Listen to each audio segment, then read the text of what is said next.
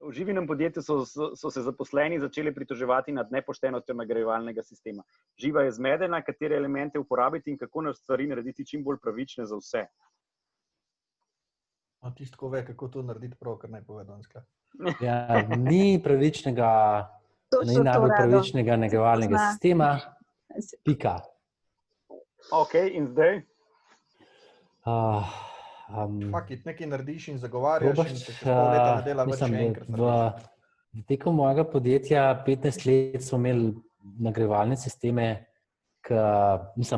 jaz bi rekel, da v podjetju, ki raste, nagrajevalni sistem imeti na prodajo ni ok. To sem na lastno kožo izkusil. Se pa da pač na kaj drugega, ne? Smo imeli tudi že na EBITDA na zaposlenega in take zdaj, ampak pač ne vem, pa tudi nisem pa za to ameriško obliko nagrajevanja, talanja deleža podjetja, tako da ne vem, mislim, to je tema ne za 4 ure, ne? Ne, jaz mislim, da pri nas v Sloveniji je ključen problem, saj, ne vem, če primerjam z Ameriko, ki menjamo, pustimo zdaj deleže, pa ostale zgodbe, ampak čisto nagrajevanje, recimo v kešu na mesečni ali kakorkoli ravni, da ne delamo ciljno pa projektno. In se pač zaradi sistema, ki ga imamo, pričakuje, da se bo sprotno na vsak mesec ocenjevalo ali pa na 3 mesece, ki pa v bistvu sploh ne veš, kakšni so rezultati dela. In če ti uspe prepričati ljudi, da razbijaš neke stvari na projekte, na cilje in potem na osnovi teh doseženih ciljev projektov zaključenih nagrajuješ, je vse en majčkeno lažje, kakor pa neko subjektivno oceno dajati. Pač na koncu je vedno subjektivno, tako kot je Rado rekel, nikoli ni, mislim, vedno nekomu ne paše. No, tako, ne. Okay. Jaz bi rekel samo to, da pač nagrajevanje mora biti glede na rezultat, ne na koliko dela koliko nekdo dela. Ja, točno to je. Ja. Okay. To je tudi reči tak,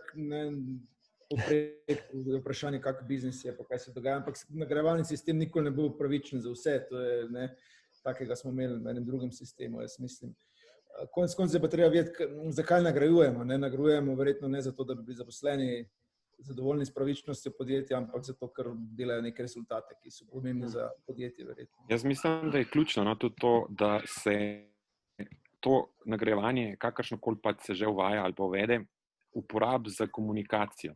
Se pravi, da se v bistvu takrat, ko vse te nagrade deli, če tako rečem, ne, ali pa določa, pogovori o tem, kaj je bilo ok, kaj ni bilo ok, in da se dejansko skomunicira to preko vodij ali pa preko menedžmenta z tistimi, ki to delovno uspešnost ali kakorkoli hočemo reči, dobivajo. Ne. Če te komunikacije ni, je potem to sam nek just another, ne, ena zadeva, ki ni nobene dodane vrednosti ne daje podjetju in dostikrat je tudi bi bilo čisto vse, če bi jo izplačeval, pa ne. Zaradi tega ljudje ne bi šli. To sem hotel še sam reči. To je pa Dimitrij ful dobro rekel, da je ključno pri nagrajevanju skomunicirati, zakaj je tako nagrajevanje, kot je.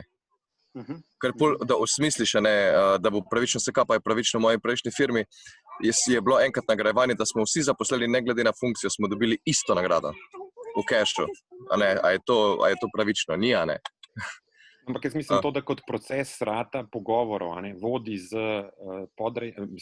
tistimi, ki jih vodijo, in potem z menedžmentom, kjer pa vodja zagovarja nagrade, v tem smislu, da se dejansko konstantno komunicira. Tudi nezadovoljstvo konec koncev tistih, ki so pod vodjo oddelka ali kakorkoli, departmenta, je ključno, da v bistvu, če že nekaj takega delaš, da dobiš feedback v obe smeri. Ok, jaz ta debata je jasno široka, namenoma taka zbrana, ampak jaz bi rekel, da tukaj je vodja lahko, torej mentor lahko v obliki nekega priročnika, ki daje neke dobre kejse, neke stvari, ki jih ve, ne, in pomaga s tem, poskuša podjetniku pomagati se boljš odločiti, nikoli se ne odloča namesto njega. Ne. Zdaj jaz par stvari, ki bi jih jaz recimo kot priročnik tukaj noter dal, ne, je prva stvar, ki je, da pozabi na besedo pravično, ne, ker pravično je en tak čuden koncept, ki moji otroci ga zelo radi ponavljajo, pa jaz vedno znova razlagam, da naj pozabijo na ta koncept, ker pač pravično je odvisno od tistega, ki opazuje, kaj je pravično. Ne. Druga stvar, ki je, da tiste, ki jih lahko vežeš neposredno na uspeh, jih veži neposredno na uspeh. Ne? Če imaš prodajalca, valjda mora biti plačan glede na to, koliko proda, vsaj do neke mere.